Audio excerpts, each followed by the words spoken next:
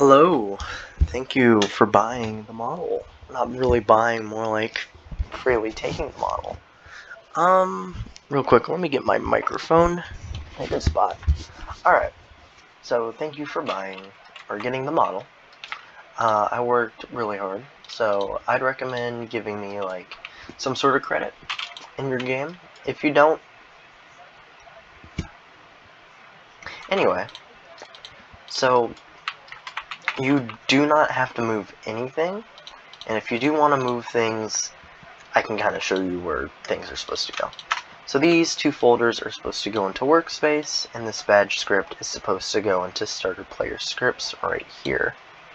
Now if you don't know where starter player scripts is, go all the way to the bottom, click starter player, open that.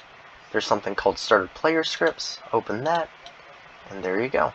Put it in there. Now you'll notice it's disabled. Just enable it in the Properties tab. Again, if you do not have the Properties tab, go up to your top bar here, click View, then click Properties. Now, let's get to work. You'll notice this script, if it's called Move and Stuff. If you're using everything manual, if you're moving everything manually, you can just remove that script. If you're not using everything more manually, do not remove that script. Anyway, you'll have two folders here. One's called Morphs. This is where you put all your badge morphs. And then you'll have this badge store. It does what it says.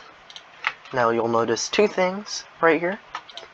You'll see Game Does Work and Unobtained. You do not have to type anything on the badge door. Everything is automatically made, or is automatically done by the game. So this Unobtained button will change. This Game Does Work text will change. All you really need to do is go into the Properties tab again, go down to Attributes, and you should see something called Badge ID.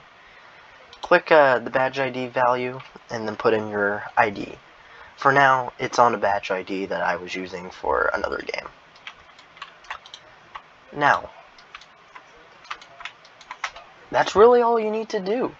However, if you have a game that uses a proximity prompt or a click detector, then what you'll need to do here is go down to Welcome. You'll need to go into your morphs, and you'll see a folder in here named Welcome.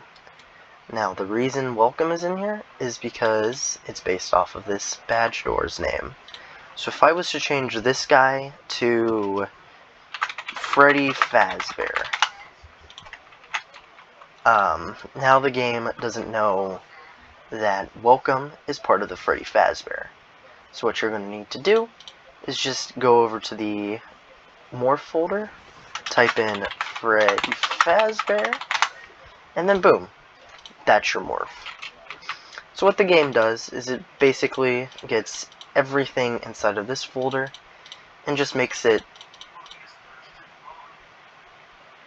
and then it just makes that like that, basically. It turns all click detectors to 0 if you don't have it, 20 if you do, turns proximity prompts, turns them off if you don't have it, turns them on if you do have it. Sorry. Simple stuff. It helps you so a player can't just walk up to the badge door here, put their camera inside the badge door, and then just become the morph. So yeah, if you're using touchpads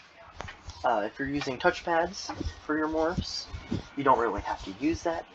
In fact, please, this will break the script, and I don't have this coded right now, but under this thing called Custom Variables, you'll see this thing, I'll type it out here,